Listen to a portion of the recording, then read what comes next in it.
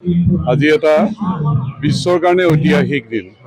এই পবিত্ৰ দিনটোত আমাৰ ভাৰতবৰ্ষৰ অযোধ্যাত আজি জয় শ্ৰী ৰাম প্ৰাণ প্ৰতিষ্ঠা হৈছে আৰু সমগ্ৰ বিশ্বই আজি দৃষ্টি ৰাখিছে আৰু আমাৰ ৰাজ্যখনৰ বা মোৰ সমষ্টিটোৰ প্ৰান্তে প্ৰান্তে আজি যেন মানুহ সকলো অযোধ্যাতে আছে, যদিও ইয়াত আছে, যে হৃদয়ৰ পৰা এটা আনন্দ, হৃদয়ৰ পৰা ৰাম এই প্ৰাণ প্ৰতিষ্ঠাৰ প্ৰতি শ্ৰদ্ধা জ্ঞাপন কৰিছে।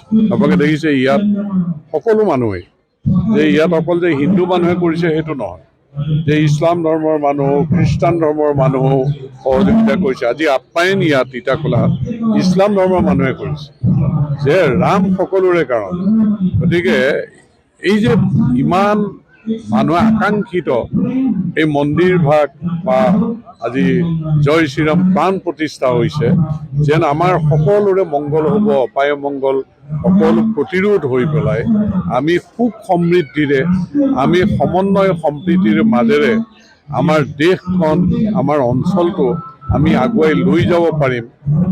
জয় শ্ৰীৰামৰ আশীৰ্বাদ লৈ আমি সকলোৱে শক্তিশালী হ'ব পাৰিম, এই এক বিশ্বাস মানুহৰ মনত আছে।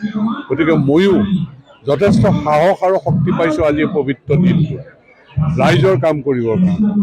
গতিকে মই আশা কৰিছোঁ সকলোৰে প্ৰতি শুভ দৃষ্টি হওক, সকলোৱে যাতে সুখে সন্তোষে থাকিব পাৰে, আমি যাতে আস্থা আৰু বিশ্বাস আমাৰ মাজত ৰাখি আমি সকলোৱে শক্তিশালী হৈ থাকিব পাৰোঁ। আৰু মই আজি পবিত্ৰ দিনটোত পুনৰ আজি যি জয় শ্ৰীৰাম প্ৰাণ প্ৰতিষ্ঠা হৈছে মোৰ শ্ৰদ্ধা জ্ঞাপন কৰিছোঁ।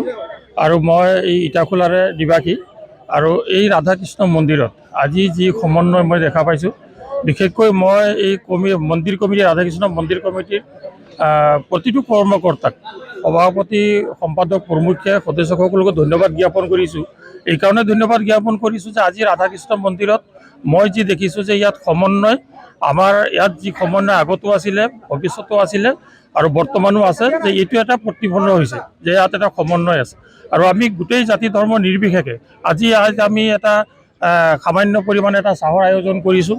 আমাৰ সকলো মানুহ ইয়াত উপস্থিত আছে, আমাৰ ইছলাম ধৰ্মী লোক সকলো ইয়াত আছে, ইয়াত বিভিন্ন জনগোষ্ঠীৰ মানুহখিনি আছে, আমি দেখিছোঁ আৰু সঁচাকৈ আমি বহুত আনন্দিত হৈছোঁ। আৰু আনন্দ হোৱাৰ কথাই যে আজি যিহেতু ৰাম প্ৰাণ প্ৰতিষ্ঠা আজি আৰম্ভ হৈছে, গতিকে আমিও খুব আনন্দিত। আৰু মই বিশেষকৈ এই মন্দিৰ কমিটিৰ সকলো সদস্য কৰ্মকৰ্তাক, এই অঞ্চলৰ প্ৰতিজন মানুহক মই সকলোকে ধন্যবাদ জ্ঞাপন কৰিছোঁ আৰু মই নিশ্চয় খুব আনন্দিত।